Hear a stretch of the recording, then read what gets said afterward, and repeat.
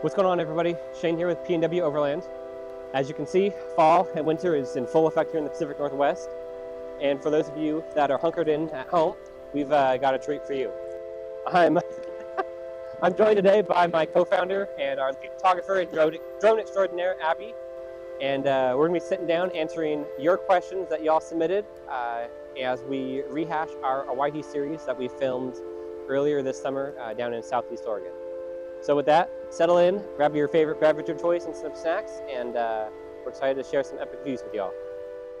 What's going on, everybody? Shane and Abby again here, and we are joined today by one of my lifelong friends, Steven. He's a fellow outdoor enthusiast, and he graciously offered to come out here and freeze his butt off with us while we record this. So, Steve, thanks for coming out with us.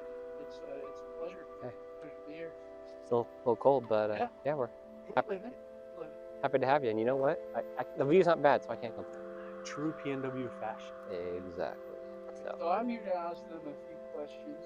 That was cute. First question. How did both of you guys meet? So, I mean, for me, it was actually kind of because of Abby.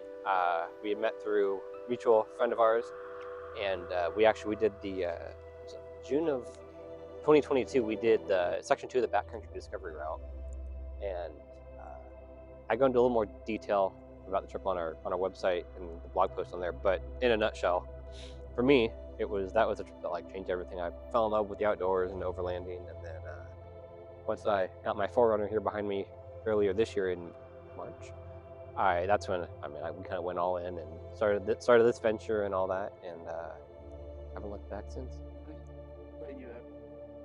Yeah, for me, it was one of those things like growing up, I was always on YouTube. I was never really watching a lot of TV, and stumbled on a bunch of different videos, and then kind of camping and then overlanding. And it was something that just looked so peaceful and so much fun while I was sitting on the couch doing nothing. And so as I got older, it's always been a dream of mine to get a Tacoma. And once I finally got that, I was like, oh, you know what? It's for the mountains, and that's what it's going to be used for. And yeah, and started off, I still had paper plates when I took it out, got my first pinstripes. From there, it's been an ongoing thing. Then Shane tagged along for one of our trips, and from there he had the idea, and he put that idea to work, and here we are today. I got the bug. The YouTube algorithm got me. A little bit of an itch. Yeah. So do you guys do anything else outdoors, or is it mostly just driving around in trucks and filming awesome drone shots? I mean, that's for me. Like that's from camping and all that aspect of it, because it's just for me that it's just kind of peaceful, just a chance to unplug and just kind of unwind and get out there. That takes into my outdoor adventures. I know Abby does a little bit more. Yeah. So back in high school, some buddies and I would go up to one of his cabins, and we were always adrenaline junkies. So that was dirt biking in the summers and snowmobiling in the winters, and then kind of branched out from there to different sports, so jet skiing, and snowboarding, and all that stuff. I've always been a little bit of an adrenaline junkie, but once I got a little bit older, kind of chilled out a little bit, mellowed out a tiny bit, and yeah, like I said, at the same time I was watching those YouTube videos on overlanding, and I was like, you know what, one of these days I want to do that. And so as I got older, a little more wiser, just started going on camping trips and just getting lost. Not exactly lost, but adventuring. Seeing where the trail went. Okay, sweet. So you guys went to Eastern Oregon on this trip. How did you guys choose that? I think that was mostly you. Yeah, a little bit, yeah. I mean, you would send me I think you would send me one of the videos initially. Like, oh my God, this looks cool, and I was like, that's a long drive. I ran into an Instagram reel one time, and it was a drone shot of going through Leslie Gulch, and I was like, oh man, I'm gonna add that to my bucket list. Not knowing what it was or where it was or anything, thinking it was somewhere in Utah or something like that. That's what it looked like. And then it kind of, and then once that algorithm got into my Instagram, then it started popping up a little bit more and more. I was like, oh man, now I need to look this up a little bit more.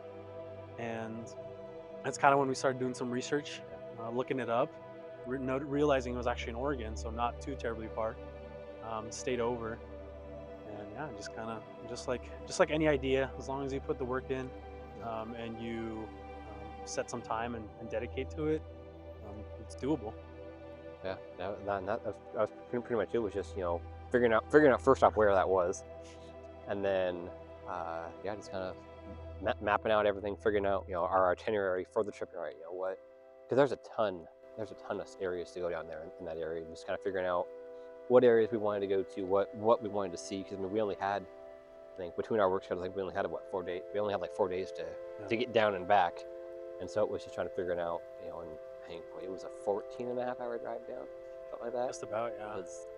With everything. For me, that was the longest drive that I've done for a camping trip. That was a long drive, but no, it was definitely worth it. I mean, as you guys will see in the video, that first camp spot, that first night was just.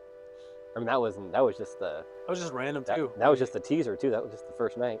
It was just a random road we saw on the map. We weren't even planning on camping there at all. Mm-hmm. It was just like, oh, let's go check out this road. Yeah. And then that's where it ended us. Yep. So, and that's kind of the motto of this whole thing, is just going out and getting lost and figuring where stuff leads to is a big thing. And that seems to be when you find the best camp spots. When you're out looking for them. Yeah. All right. So tell me a little bit more about your rigs. I'll go first. Yours is the newest. Yeah. So mine, I've got a 2021 Toyota 4Runner SR5 Premium. Got it back in March after my poor little Honda Accord was going to bite the dust. So I was like, all right, you know what? It's time to make the jump. An upgrade. So definitely an upgrade. So was the car payment. Yeah. But honestly, you know what? I haven't looked back. I love this thing. It's my baby. I haven't done a ton of work to it, like mod wise, and that's most of the stuff's aesthetic. I've got a Prince Your roof rack on there, an inspired Overland rooftop tent that I love, and then lots of lights. Thanks to this guy over here. He's our wiring extraordinaire. So he's helped me get it lit up like a Christmas tree. So 'tis the season. Yeah, right. Really the only other mod that I kind of have on it is I've got a Falcon Wild Peaks as my tire. Those things are freaking, they're a beast. So I love them. What about you, Abby? So mine's a 2018 Tacoma. It's a sport trim, so nothing too crazy. Yeah, it's same thing with mine. I haven't done a whole lot. The craziest thing, just some tires, a cold air intake, makes it sound nice, and then just a lot of added weight. So canopy and tent and roof rack and all the lights. Got scene lights left, right, front. Nothing back yet, but so getting a whopping about 14 miles to the gallon. But just like I tell everybody, it's not about the miles per gallon; it's about the smiles per gallon. That is. So I've had to remind myself of that a couple times. Yeah. Right on. So with that, we'll jump in here to the day one portion of our trip. It was like I said, it was a 14-hour drive, but we did try to film and get some epic views and enjoy the drone footage from that day one camp spot.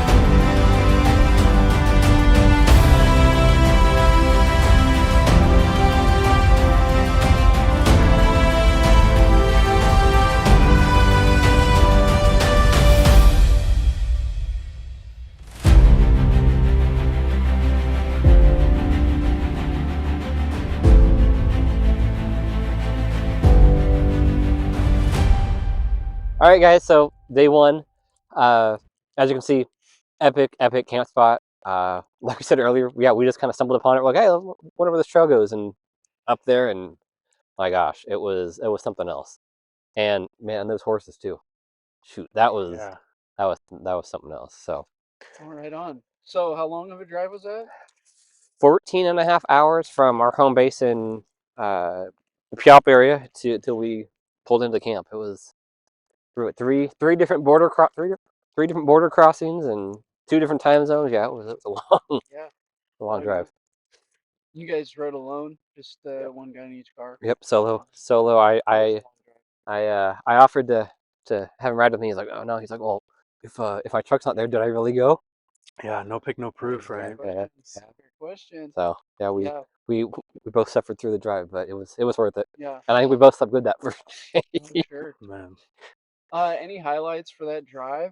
I mean, seems like a lot of your time on that day would have been, yeah, like freeway, but I'm sure there was some scenery headed that way. Was there anything that caught your guys' eye?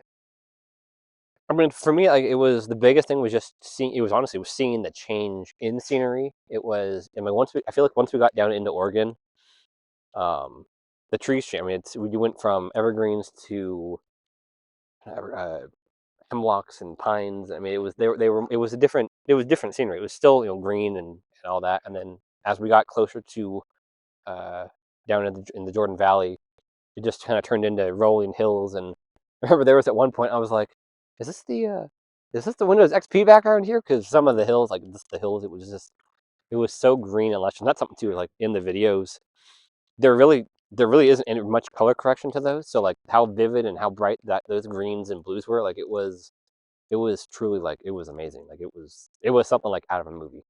So it was just cool seeing all that. Yeah, I think the biggest thing, like he said, just change of scenery is a big thing. Like even when we started getting into Jordan Valley, like you mentioned, those rolling hills, I was like, are we in the right spot? Because this doesn't look very canyony. And then it just, once you start keep driving, it just pops up out of nowhere Yeah. when you least expect it. You're like, holy cow, it's right there. But I think the biggest thing too with a drive that long is something that makes it go by a lot quicker is just good conversation too. Yeah. And that's what the radios are for too. So even if we don't have service or anything, we can still chat and yeah. So that made time fly by a lot quicker. Yeah. It's just Yeah, that's what I was gonna ask next was, you guys have trouble staying awake. It doesn't sound like you did.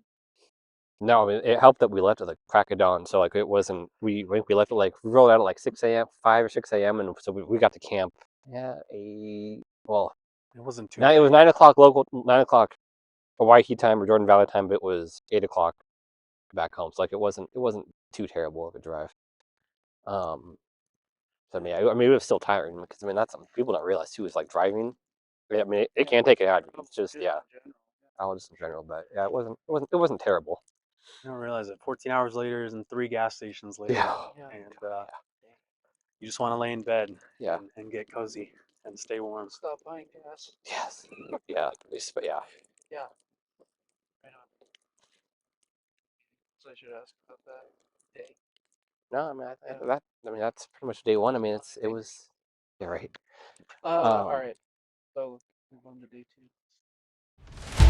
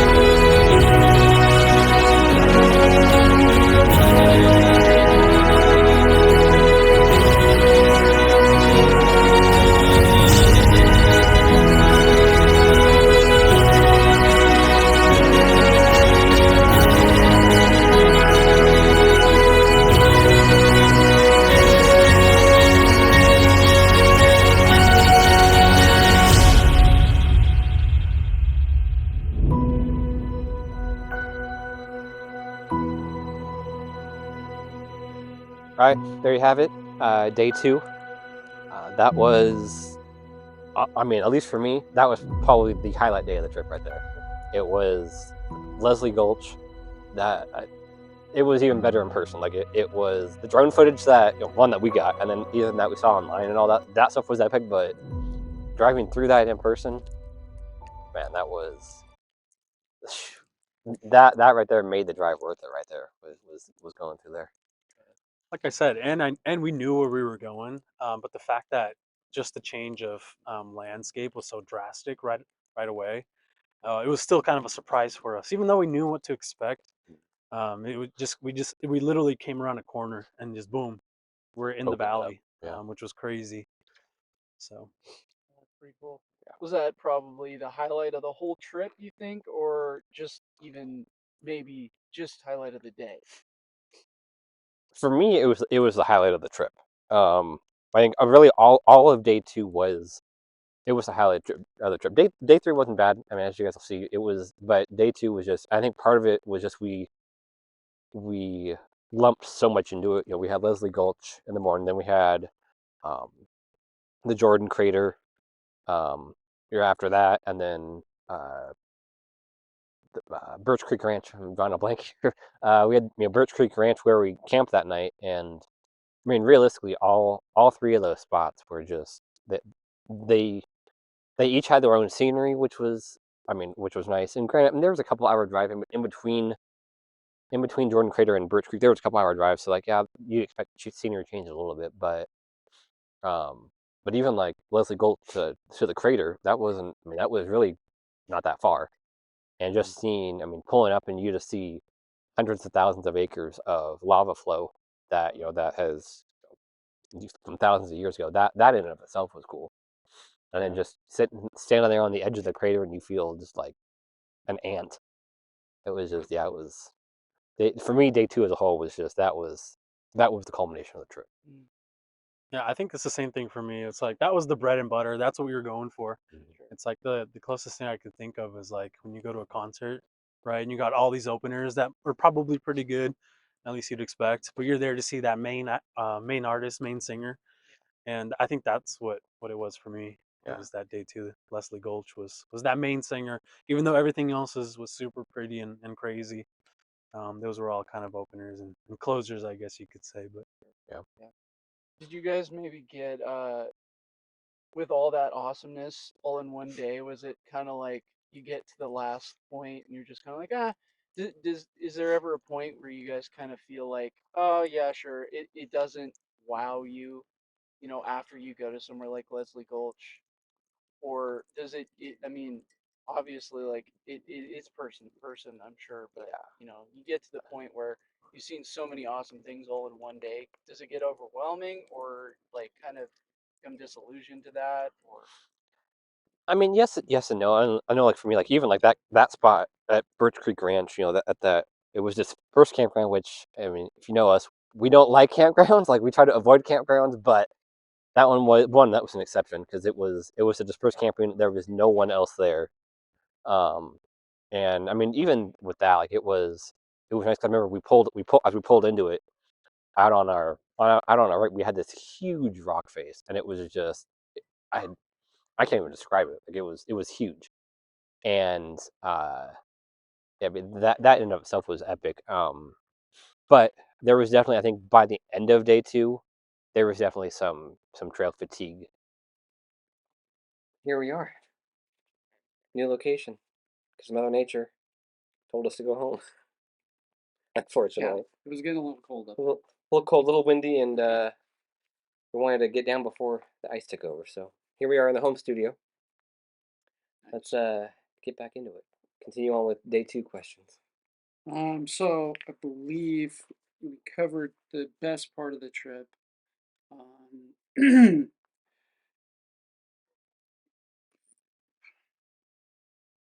Is there anybody else that you? I lost my Loading train. sign. Lost my train of thought. Is there any other content creators that you guys watch for inspiration, or where did you guys get the idea to go to Leslie Gulch? I think I mean, overall, as like an inspiration for me, like there's four main ones that kind of come to mind. The first being uh, X Overland. They're based out of Bozeman, Montana. They go literally all over the world. They, yeah, they're beautiful. If you guys haven't checked them out, check them out. They're amazing. Second off would be Epic Family Road Trip. They're based out of Canada, and it's a family. They go again all over the continental U.S. Um, and then third and fourth they're both local. The first being Conquest Overland, based out of here in the local area. Again, he like for me, I think he was probably the first one I think that I found on YouTube and came across his content. His stuff's good. And then another one that I think you sent him to me initially was Off the Grind. David from Off the Grind. He's another local guy, and he had a Tacoma at first, which is kind of like, oh shoot, he's got a Tacoma, and then now I think he's got a. No, that He, was Michael. was it Mike? Well, no, they both had Tacomas, Conquest. but Yeah. they both had Tacomas. But David went and joined the dark side and got a Bronco. But we still love David. He does quality content. So yeah, for me, That's all those that are my matters, right? four. Yeah, no, That's all exactly. that matters. All that matters. But yeah, no, all four of those are great. So if any of y'all want to collab, slide into our DMs. We'll make it happen. What about you? Got the whiskey. Same thing. Yeah, I started. I think the first one ever was Conquest, back when he had his Tacoma. Yeah, and then he did a video with David at one point, and then that's kind of where I started following Off the Grind. And those are really the only two I've kept up to date with, just because they are local. In a lot of places that they go, I've already been to or know of. So it's always just cool getting another perspective in that aspect of it. Nice. Any other trips planned for maybe that area or similar places? I could definitely see us going back there. Maybe taking a couple of the parts, the spots off. I think we kind of both agreed. Pillars of Rome, while it was beautiful, it was definitely. I mean, for me, it was definitely a little out of the way. One and done. It was definitely a little underwhelming. It's still very cool. If you haven't gone, definitely worth driving through it. But don't make a special trip out just to see it.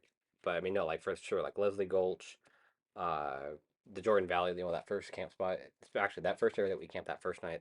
I know I pinned 3 or 4 spots out there, so I would definitely like to go back.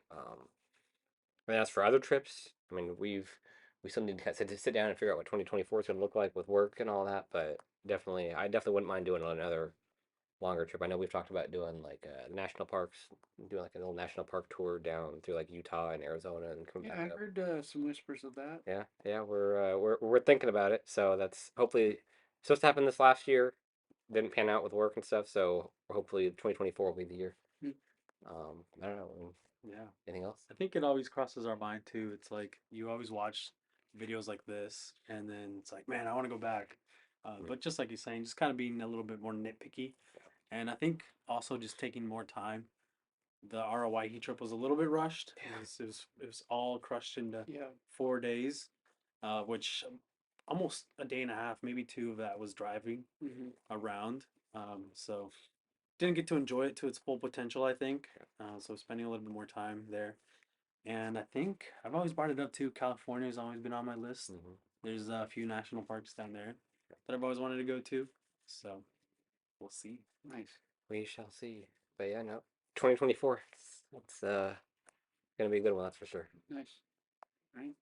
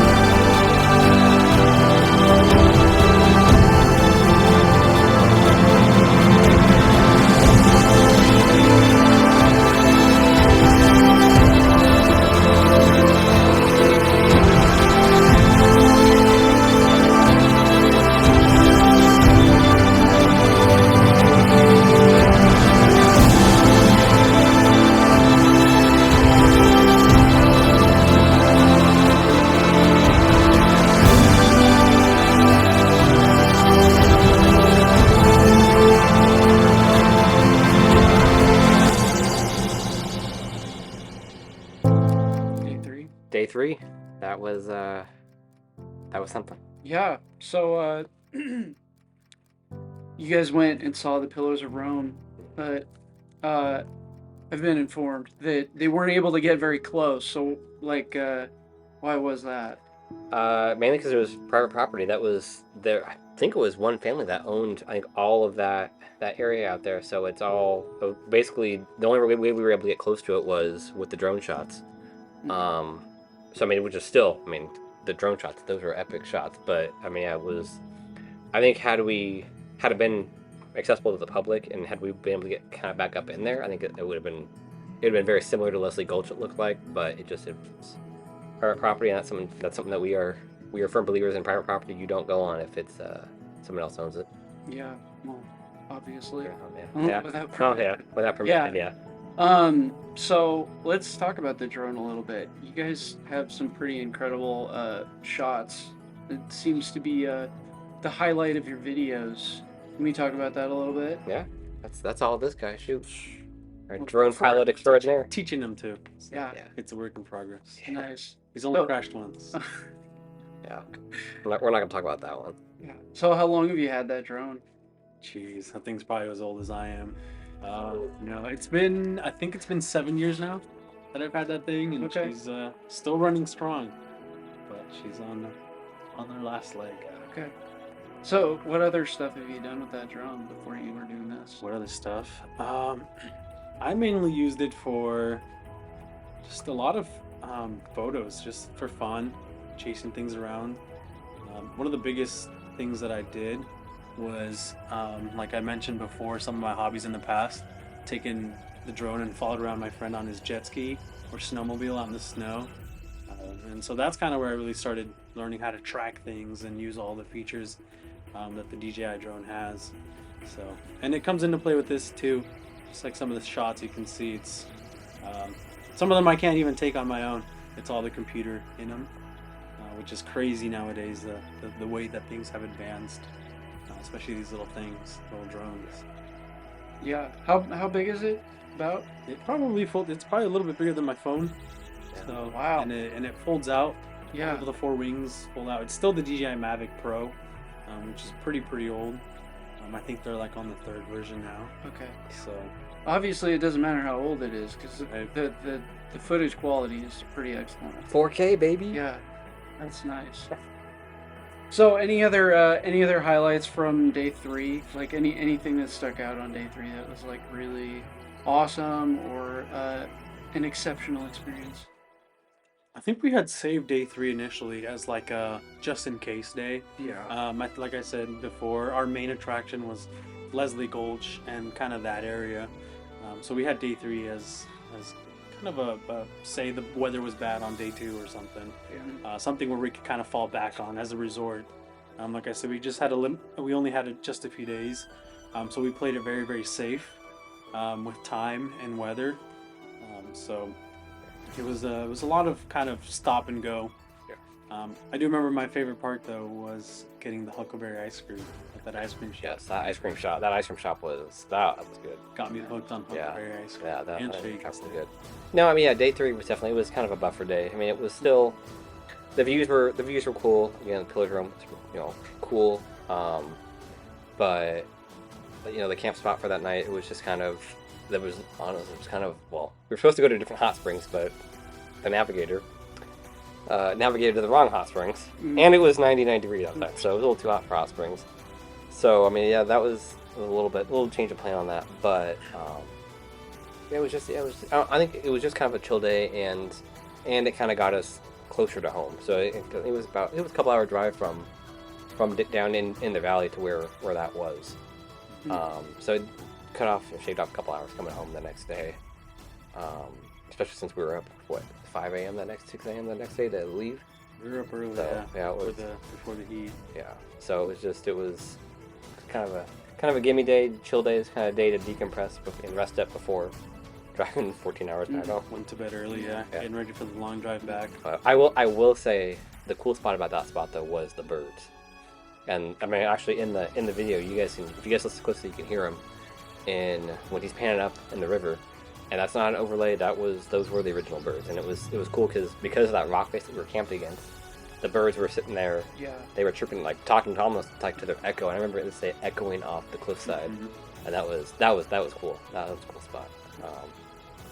But yeah, day 3. Nice. So Okay. yeah, I mean that was a day 3 in a nutshell. Sure. All right. I think any other questions? I don't. No, all right. Question. Well, guys, thanks for hanging out with us. We hope you guys found the video informative and enjoyed the footage. Like we said earlier, we're gonna hopefully try to get down there again later, 2024 again, visit a couple of those spots again and a couple new ones. And that being said, thank you guys for watching, and we'll see you in the next video. Bye, guys.